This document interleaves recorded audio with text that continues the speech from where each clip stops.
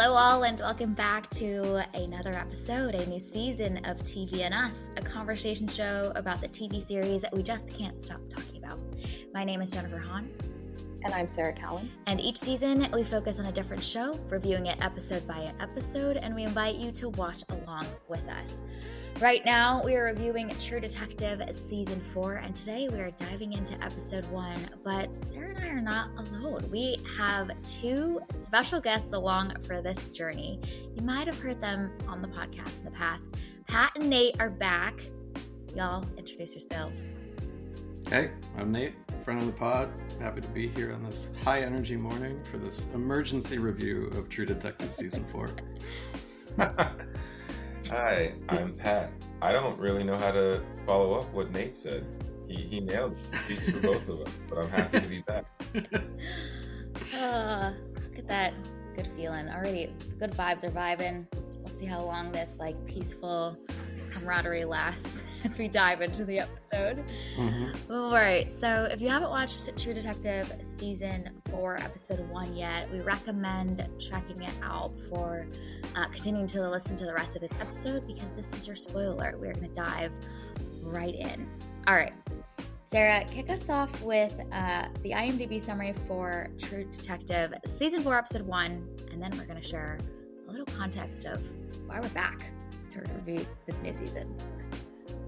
In Ennis, Alaska, the men that operate a research station vanish. To solve the case, Chief Danvers and Navarro will have to confront the darkness themselves and dig into the haunted truths that lie buried under the eternal ice. It's dramatic. Eternal ice? The haunted truth? I know. What makes the ice eternal is my question. Why isn't this regular, run-of-the-mill ice? I don't know. Maybe we should do some detecting to figure out, huh? Oh, here we go. Hey, You've already set us off on a bad foot. Okay, so before we dive into this episode, this season, let's run it back to the history that has led us to this point. Shall we do some storytelling, everyone? Let's start from the beginning. Once upon a time, a friend hangout was had, and some alcohol was consumed, and some bold claims were made. Who would like to tell this part of the story? I mean, it's Pat's the goddamn Homer to this story, so go ahead. I mean, look, don't get fussy just because you decided to exclaim one day that Season 1 of True Detective was probably the greatest season of television ever made. And probably is optional as to whether or not it was said. Yeah, one Nate Belial likes to back his weasel his way out of claiming whether that actually was said. But if you listen to our True Detective Season 1 run, still stands by that claim as far as being one of the best seasons of television. So the claim has held up. Own your shit, Nathan. Own your shit. I just don't like, when the beer's flowing for the stenographer to also be typing, You've known for a decade now how my brain works, all right? Too bad. Yeah. It's my own fault at this point. So claims were made, and then they were repeated over a Teams call several years later, but by one Patrick James. And I think someone staked their job on said claim. So the story's really escalating here. The tension is rising. True. And so what was the claim that was made? Homer?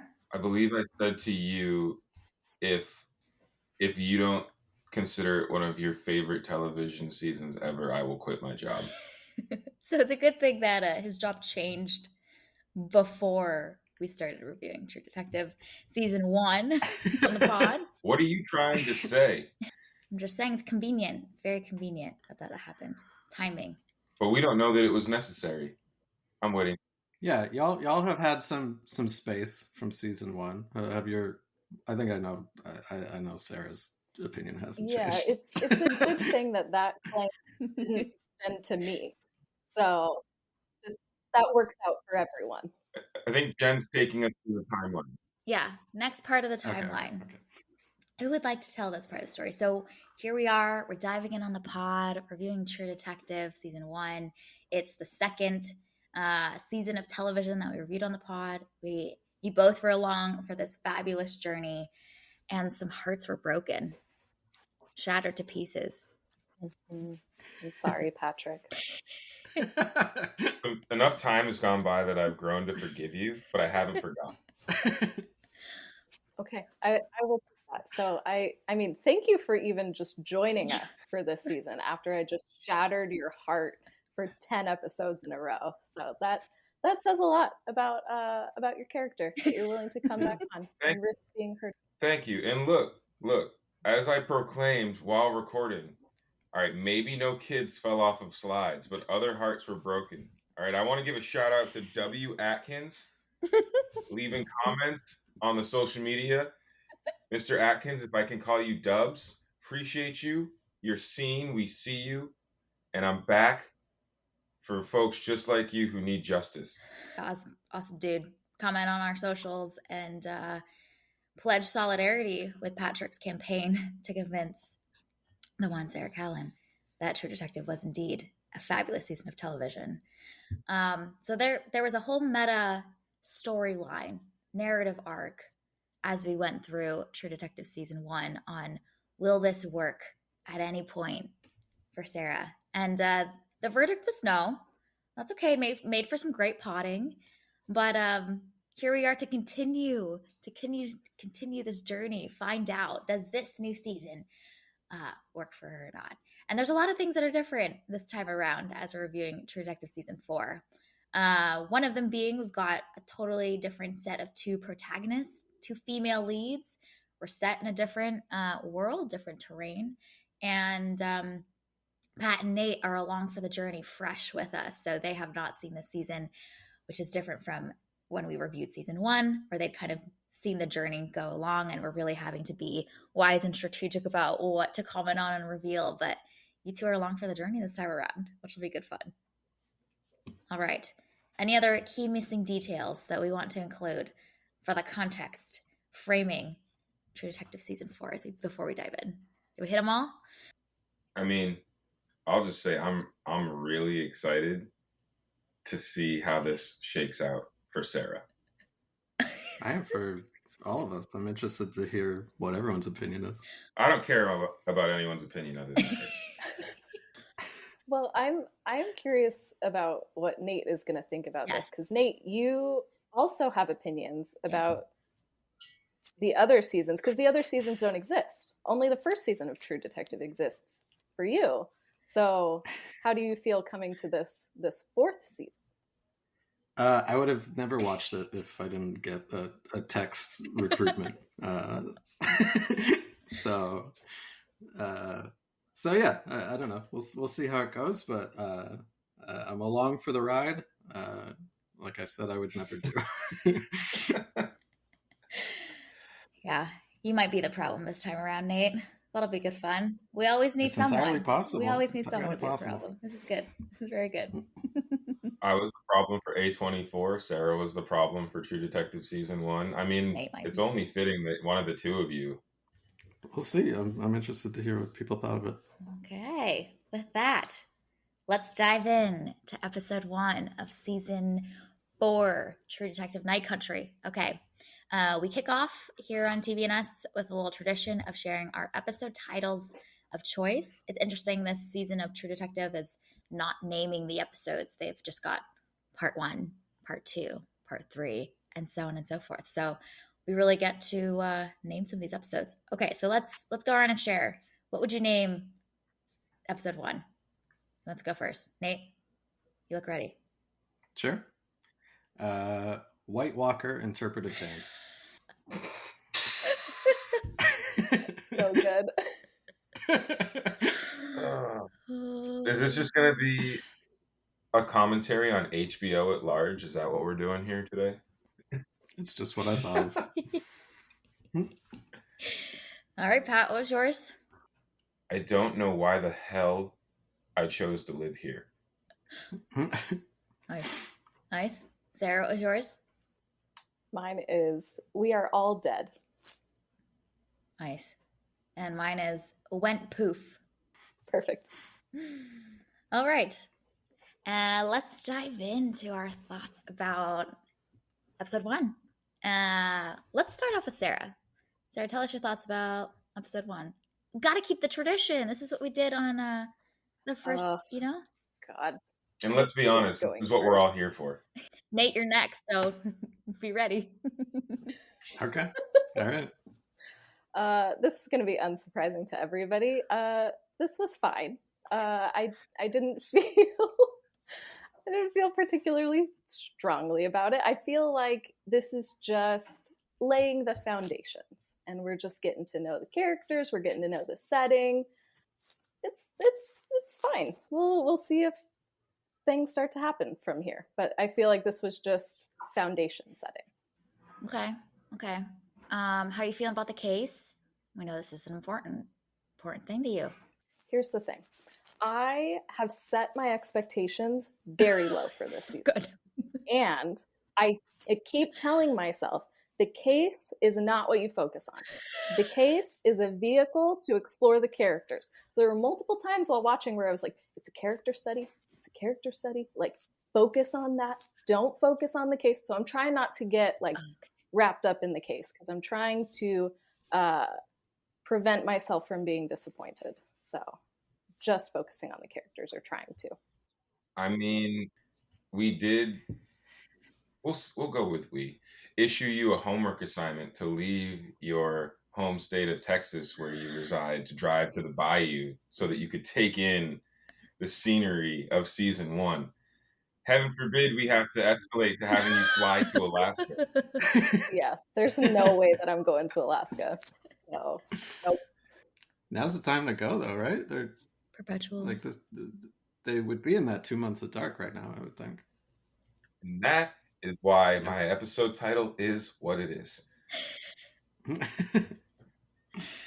Nate, what did you think of this first episode? I'm with Sarah. It's fine. I don't know. It is. Yes. I'm not alone. Not really working for me so far, but we'll see. Maybe it'll pick up. And yeah, I can go into all the reasons why, or I can just leave Jen and Pat in a state of shock. Well, I'm curious to hear the supporting evidence for the thesis. Well, let's just go around and take a temperature. Like, what did y'all enjoy it? Who? What? Let's get in our appropriate chairs to see who's on which side of this table. All right, Pat. I gotta say, I feel very much the same. Dang. I mean, it feels foundational setting. There's still a lot of questions, a lot of things being introduced. Yeah, I have more things to say, but that's what I'll say for now. So we need to have someone that's the problem, but I think you 3 are now the problem, because or you can be the problem. No.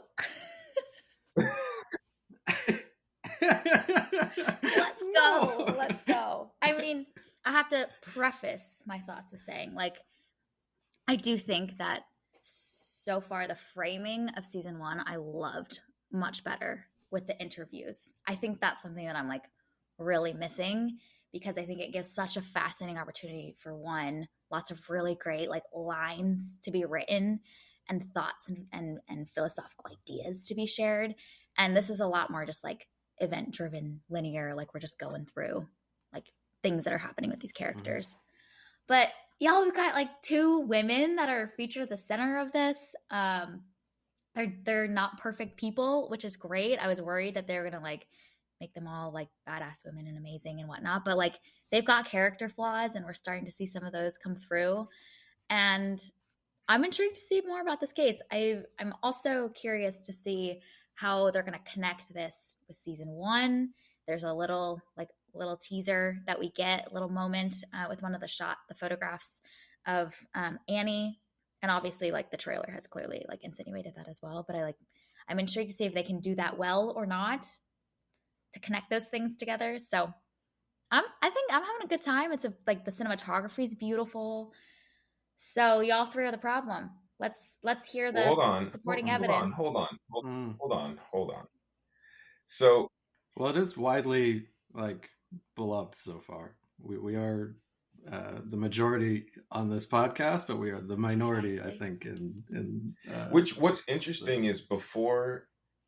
So we've only released 2 episodes, and as it's been getting all this praise, I thought that the season was like nearing the end. So I did not realize it was getting all this praise up front, just from the first and second episode, which is interesting. But I will say, I see this to have the potential for me to be gripping. Like, I am curious what happens in the next one, and I see the potential to really get pulled in.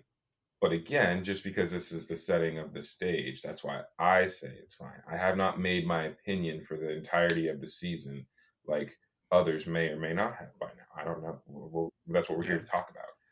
I do wonder if anyone would be talking about this at all if it was just called Night Country, you know, if it wasn't True Detective Night Country. Because I thought the same thing. I'm like, you know, this has people so hyped. Okay. And a lot of the good reviews, I think, are like saying return to form and stuff like that, which is, you know, I think it's getting a lot of momentum from like love for earlier True Detective. Yeah, it's a little bit like Matrix 4 Resurrections or something. Where like I'm like, is this actually good, or are we all just like feeling the glow of the nostalgia? Like, is this objectively great storytelling? Well, I think not. But like, I think people are just excited to be back. Not really. You know, like, back with this vibe, this crew, this like ambiance that is so distinct. Mystery. Yeah. I do want to comment on, Jen, what you said about the structure with the interviews. Yeah. And I'm curious. I would be curious to learn.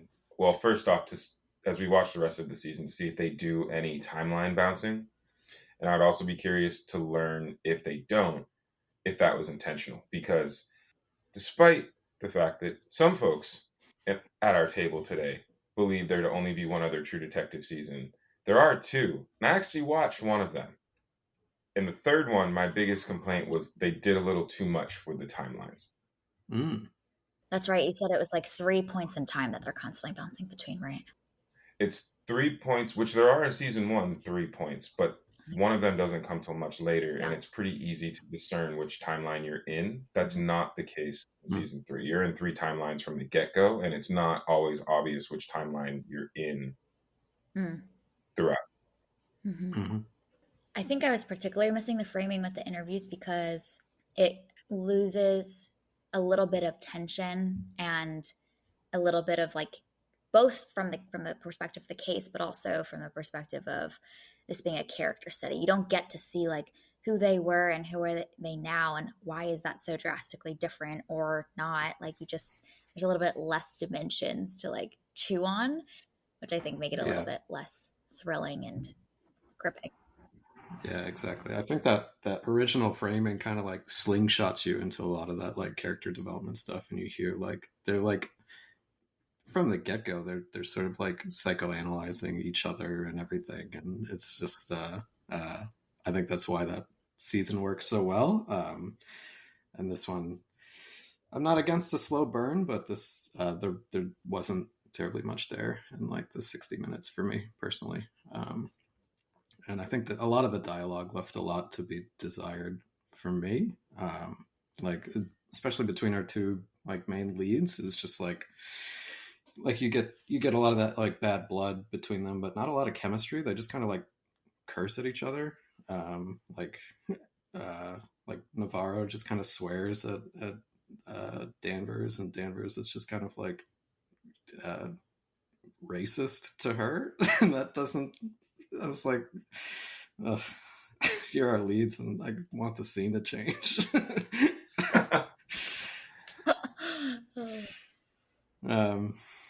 So yeah, that was a big part of it for me.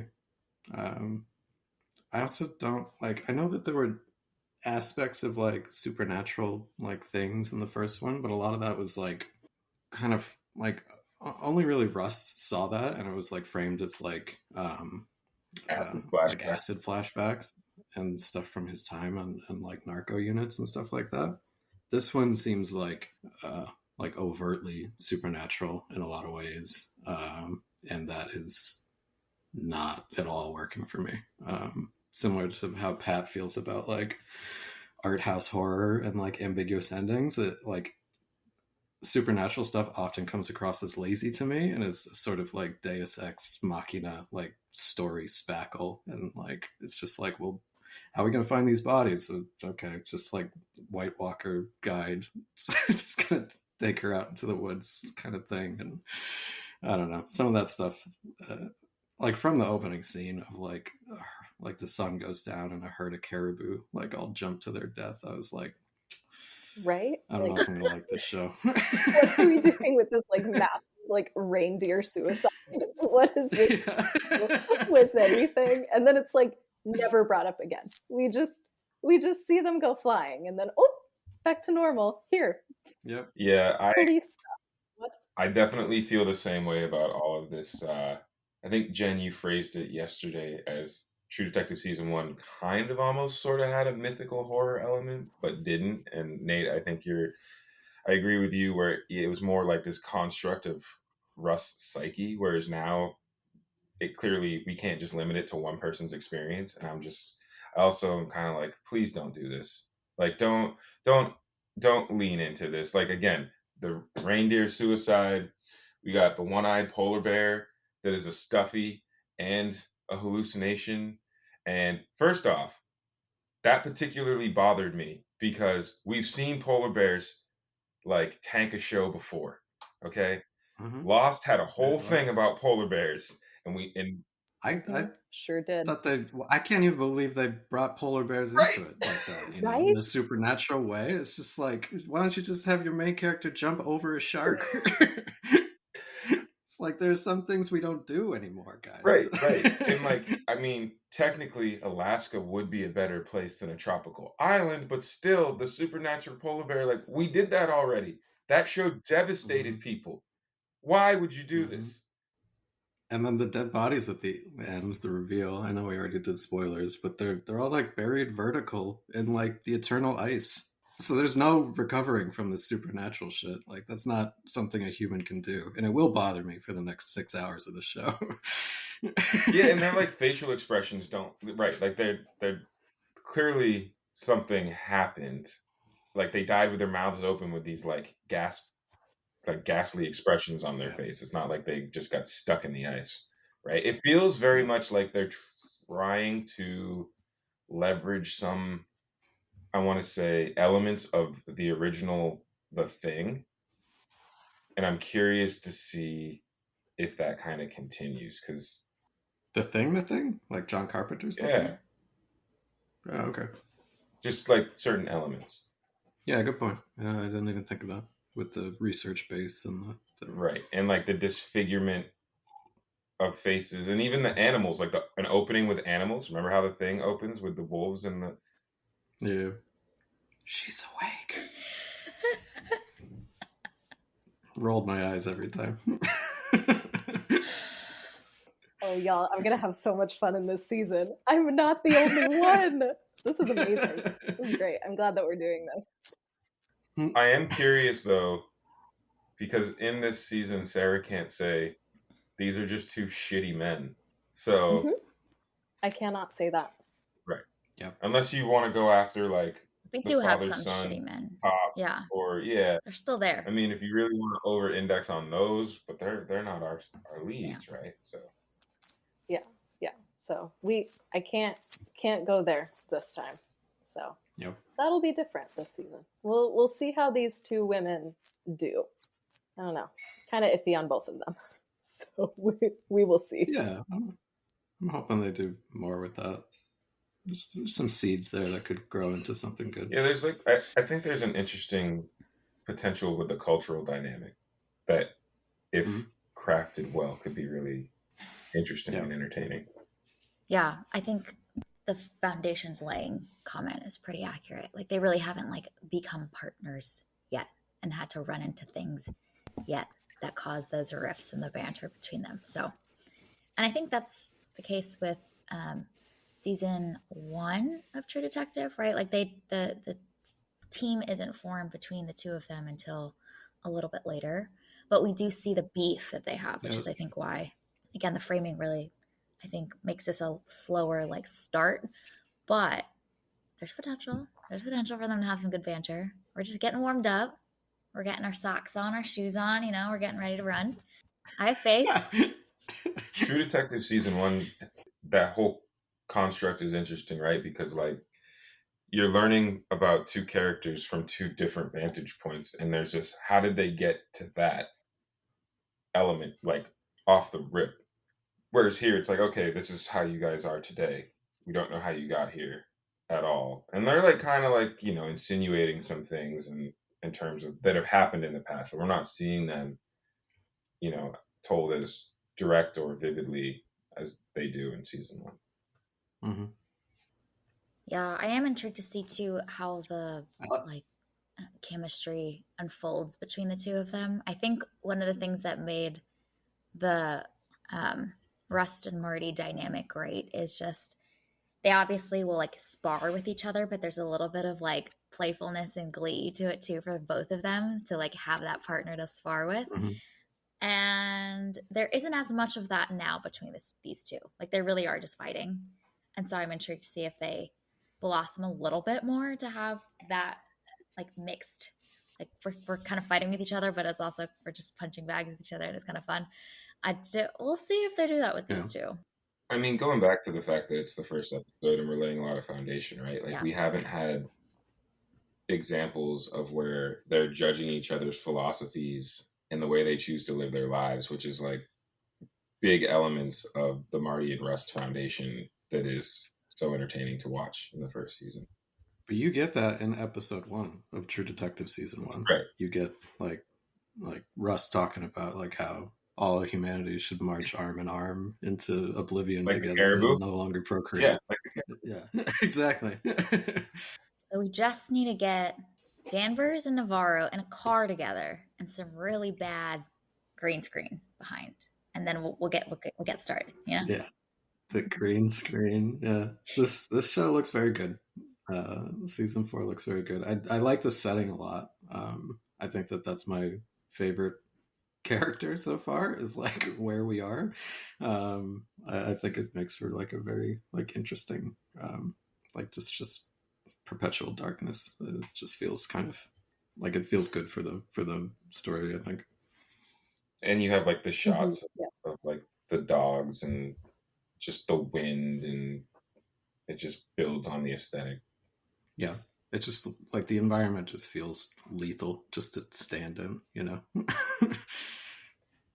Yeah, that was one of my favorite parts of this too, is this particular setting. I think that it's just great window dressing for a mystery. And you know, all of the comments of like, oh, it's day 3, weird stuff is starting to happen, and it's like, yeah, I imagine that weird stuff would happen if you're in perpetual night for days and days and days. So that should make for some interesting things going on. It's been cloudy for like 2 weeks here, and I'm going nuts, and I still have light, you know? Oh, I don't want to hear it from you. It's cloudy here for months. And wet and rainy. So. Right. I do have a hot take that's totally unrelated to anything we've talked about. Ready. Okay. The opening sequence, which I thought was very meh compared to, not sequence, like the title sequence. Opening credits? The title sequence, yeah. Yeah. Yeah. I just was kind of like meh about it compared to like season 1. And personally, here's the hot take. I don't like Billie Eilish. Willie Eyelids, as I've been known to have her referred as. And I was like, man, why her? Is it because she's popular? We could have gone any type of way with the song. I don't know. I liked that it was different and also like, you know, a little bit evocative of the first one. But I didn't really clock it. I kind of wanted to watch it after watching like the first episode and see how I felt like it fit, you know. So I was going to talk about it in episode 2. Yeah, it wasn't really memorable to me either way. It was opening credits, and I was like, all right, cool. Let's keep it moving. I thought it was great. I thought the cinematography was fabulous. And y'all are clocking the whole like reindeer suicide sequence. It's window dressing. Like we are emerging into a new world. We are getting ushered into it. It don't have to relate to the whole case. You know, it's poetic. See, I have on this podcast fully anchored my stance on this type of thing, of which Nate, to my shock and awe, is kind of echoing today. So I'm just going to sit quietly. I mean, yeah, I don't know. It's a detective story. Like it's. Now you sound like Sarah. I feel like Sarah in season 1. I'm so sorry. I'm a bad influence on this group. Like there shouldn't be supernatural shit in like a detective story. Like I don't know. I'm not against like some of that more abstract stuff. It just I don't know. It didn't work for me in this so far. Like it was an odd way to start the season, I thought. And I don't know. I don't really want to see detectives hunting ghosts. It's not my kind of thing. Which would be fine if I was really into like the character stuff, like the first season. Like I said in the first season, I think the detective stuff didn't like it was fine. Like it wasn't the point of it. Like I was there for the characters. And this just isn't that yet for me. Maybe it'll ramp up, but yeah, looking into the future, I can see you asking me 5 more times, and it's like, no, it's not there yet. Okay, we got good practice doing that before, so we're ready. Yeah. What I'm hearing is that Nate and Sarah would rather review season 25 of Law and Order SVU that just started dropping like 2 weeks ago, where there's no mythical elements or supernatural this, and it's just strictly the cases. I'm still a lover of season 1, so I'm not a detective purist, but I will say that it doesn't. Just go into us thinking it's going to be an A24 experience, you know? I don't want that. No longer a detective story. Not watching here for an that. A24 artsy-fartsy, No. poetic piece of filmmaking that just happens to span 6 hours. No, if you're on one end, Jen, and Nate and Sarah are kind of like towards the other end, and I'm somewhere in the middle, I will swing so far to the extreme if we continue to go that way. That's the other thing about it being just 6 episodes. Like the fact that the first one is this slow. I feel like season 1 is 8 episodes, and the first one kind of grabs me and it brings you in. This one's like, you don't have that much leeway. There's not enough time. So I'm interested to see like what they do with the next 5 episodes. Mm-hmm. I had the same thought. Like, this is only 6 episodes, and this first episode is just setting the stage, and nothing really happens. Like, what are we doing? And what are these next 5 episodes going to actually look like? I don't know. Yeah, I feel like there are more efficient ways to get across a lot of the things that we learned this episode. I agree. There were multiple times when I was like, okay, we're probably almost done with this episode. And I would look and it was like, 30 minutes left. Okay, cool. We're taking our nice sweet time here.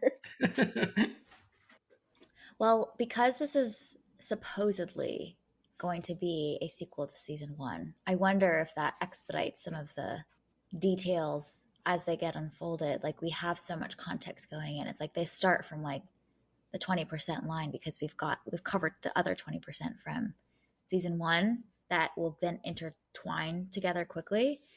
So I wonder, I'm really particularly intrigued to see how these worlds are connected. I did not know that. This is a continuation of season 1, like same. I think it's related. Like there's pieces it's related, but I wouldn't consider it like a sequel. But I would be. So now I'm going to throw something out there that you just made me think of, Jen. Okay. How would folks at the table feel if they did some shit where, like in the last episode, Rust Cole and Marty Hart end up showing up? Yeah, I was gonna say if they bring back any main characters from season 1, I might have to uh, cancel my plans to continue watching the show. Yeah, I would not be a fan of that option. I didn't put together that Rust spent so much time in Alaska either. I didn't put that together until you just said it. So that would be terrifying. Now I'm scared. I'm not bored. Now I'm scared.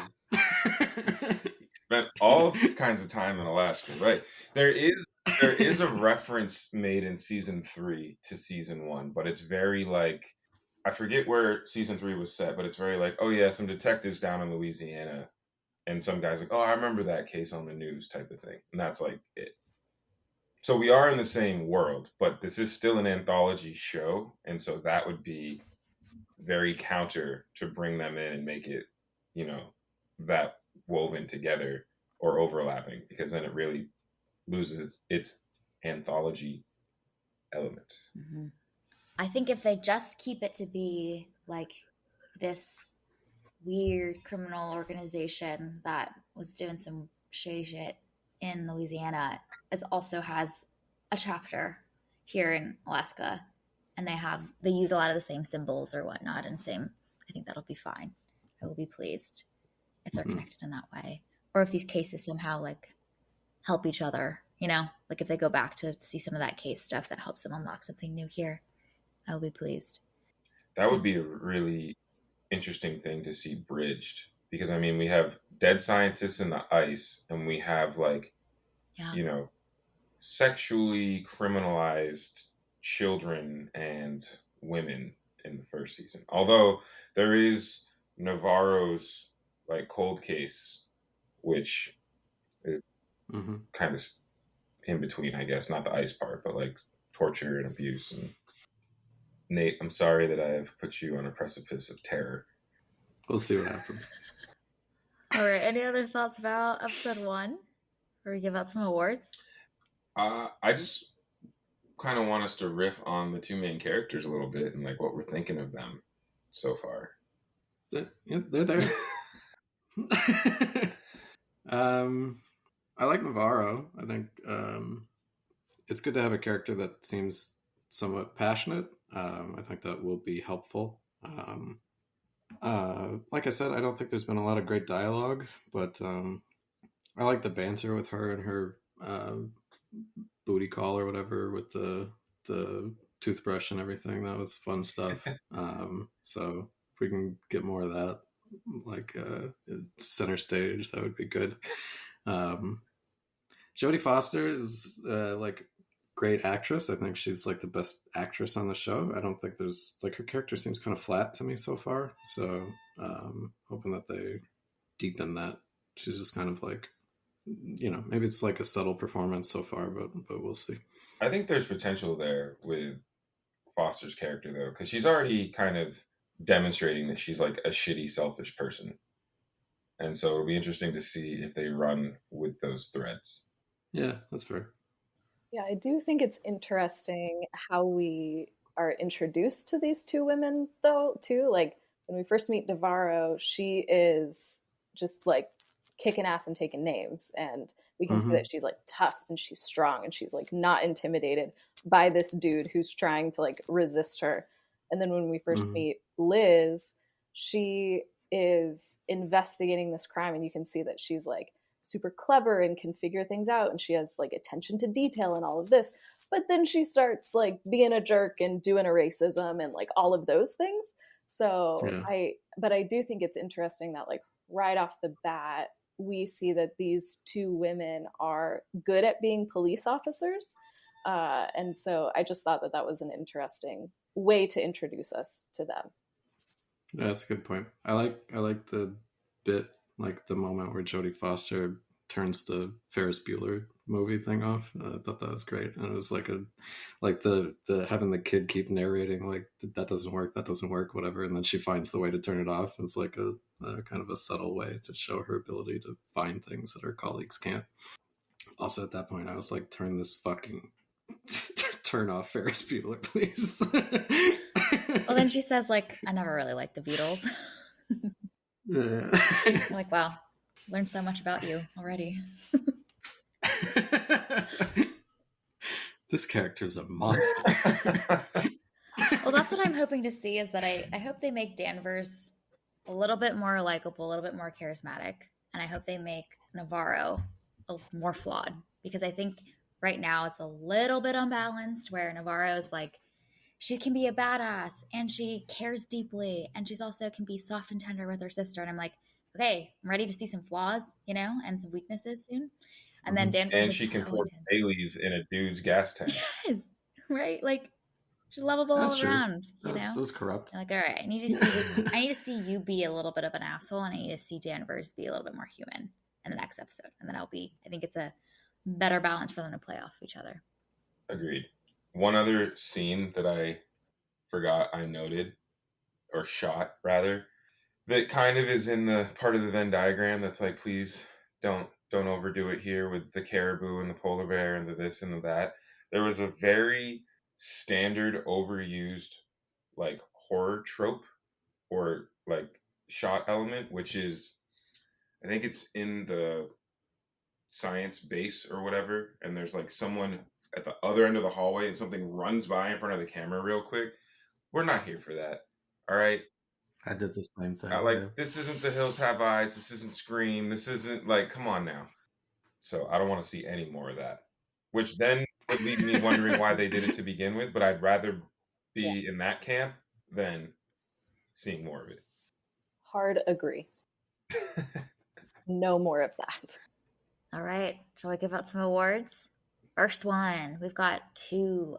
First one is Best Character Clue. So this is a detail or moment that is revealing about a specific character. Pat, do you want to share yours first? I already actually said mine, which is when Navarro dumps the Baileys in the gas tank. Like, she's willing to bend those rules. Nate, what about you? I think that there's something there with Jodie Foster and like her like the Ferris Bueller thing, and then when they almost get hit by the car, where she takes things like has some intense anxiety or things about it, and then tries to deflect it. Like, she's clearly freaking out and trying to calm her daughter down, and then like is like freaking out about the Ferris Bueller thing. So I think that was a little bit revealing about like when she loses control and tries to deflect. Mm-hmm. Yeah, mine is a similar vein of like her finding how to turn off the TV while also being flustered about not finding her glasses. And so it's that whole like, I need to try and fix something, and I'm not going to be deterred from like getting what I want. And I don't care what you say, I'm going to do this. I'm going to fix it. That whole attitude. Mine is basically how the 2 women interact with their family members. I think those 2 scenes are like right back to back with each other. So we like start with this case, and then we see kind of this other side of them. And I think, harking back to True Detective season 1, a lot of the character revealing moments for both of those 2 characters is like their home lives. And so just the way that Danvers treats her stepdaughter after picking her up, and then the way that Navarro is like so much softer and tender with her sister, just like night and day difference in how these 2 women operate with their family members. I'm intrigued to see how they continue to explore that. And I think it's an interesting dimension for the show, featuring 2 female leads in who they are, not just on the job, but in their home lives. It's just like really fascinating. Different ways of interacting or creating space for these family members, for them to feel all these feelings. And Danvers does not hold space at all. And Navarro clearly has that emotional intelligence to know how to. So, all right. Next category is Best Burn, AKA the best line given in the midst of sparring and bantering. Sarah, do you want to share yours first? Sure. Mine is when Navarro says to Danvers, "My spirit animal eats old white ladies like you for breakfast." Nate, your face is very lackluster Yeah. to that. I just hated their banter. My hot take is, was there one? Like, how can I pick a favorite when there isn't any? Like, they're just kind of cursing and saying like lowbrow stuff at each other. So mine that made me giggle was your father's having a brain fart moment when Danvers says that to I think was it John Hawkes, Hank, I think his name is. That made me giggle a little bit. What about you? What'd you pick? Mine was when is Peter the young detective? Yeah. And And he's Hank like, is his dad. right, and he's like starting to get into it with his lady friend, and then Danvers calls and he chooses to answer the phone, and she's like, I need you to get something from your dad's, and he's like, no, please, chief. And she's like, I hear a no. Huh, weird. Yeah, I think it was a no. Must be the connection. Like, she's it's not so much a jab as it is also indicative of like she's kind of a shitty bully, and like Yep. is Yeah, manipulative to get what she wants. So like it's also a character clue at the same time. that's a good one. I like that one. Mine is also a Pete line, and it's what you want to hear after you've painted a new room, which is he says, that is really blue. Wow, blue. Well, you know, when you got a mail order bride coming. Yeah. Oh, this could be the genesis of the shitty man character that we might lean on as the show goes on. I do have in my notes that Hank is an absolute creep, but I wasn't going to focus on that because he's not a central character yet. So we're just Hank is off in his own little weird blue corner, and we'll see what we do with him later. Yeah, and he's over here trying to let homegirl out the drunk tank. Find out that they have their little, you know, relationship.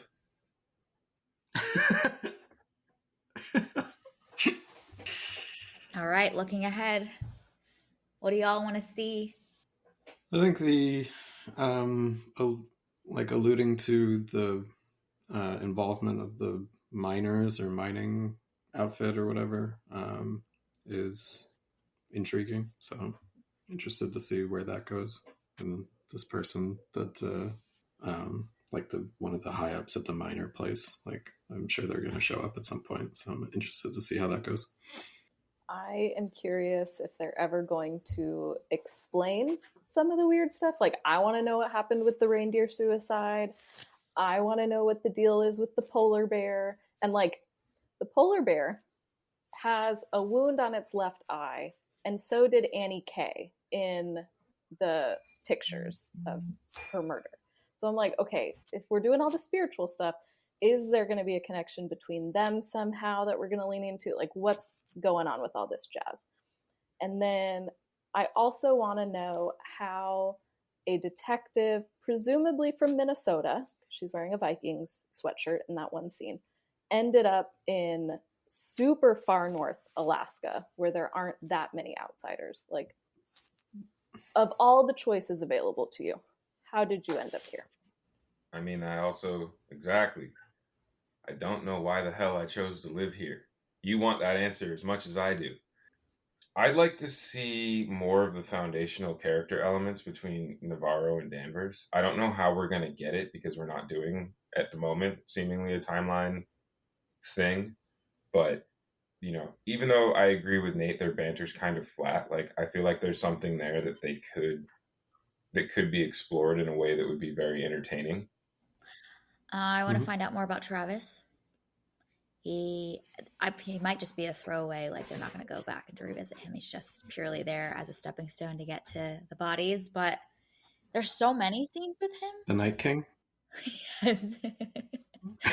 I would like more details there. I don't know if I will get it. And then I'm intrigued to see how they continue to like tease or harken back to the season 1 case. There's a little photograph in the top corner of Annie's body, or we see that spiral, and it's like just flashes on the screen for a hot second. So I'm intrigued to see how they continue to like drop those little details for the connection points. If they took out every other supernatural thing that happened and only had the Night King, I feel like I'd be fine with that because that could strictly be a construct of Homegirl's psyche. Yeah, exactly. But like Rust and his visions. But we're too deep in it now. Season 4, Sarah's Revenge. Yes. Thanks for coming on, guys. Yeah, of course. This is going to be so fun. The amount, the size of the smile on your face when you're like, hard agree, just unparalleled. I haven't seen that in a while. Guys, we Biggest had smile. so many episodes of me just being wrong. And so now I have somebody who's on my side, at least for this one episode. Things can change, but it's nice to not be the only one on the side. I'm trying to keep an open mind. I like liking things, you know. Yeah, there's potential here. So we'll see. You know, this was just like we said, it's just laying foundations. We'll see where we go. Exactly. I was just gonna say there's definitely still potential here. We can't write it off yet. And that was what was so wild about season 1. Is like we got through like episode 3 and Sarah was just like, nah. Like we had the project shootout single shot and you were like, nah. And we don't need to go back to that dark place. We can just keep it moving. All right. Well, this was our review and discussion of episode 1 of season 4 of True Detective. You can find it available on Max.